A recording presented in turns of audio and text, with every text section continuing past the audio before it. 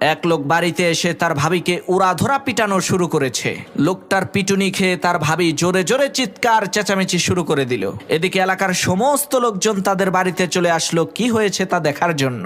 তখন এলাকার মাতুব্বর সেই লোকটাকে জিজ্ঞেস করলো, কি ব্যাপার, তুমি তোমার ভাবিকে এইরকম ভাবে নির্যাতন করছো কেন?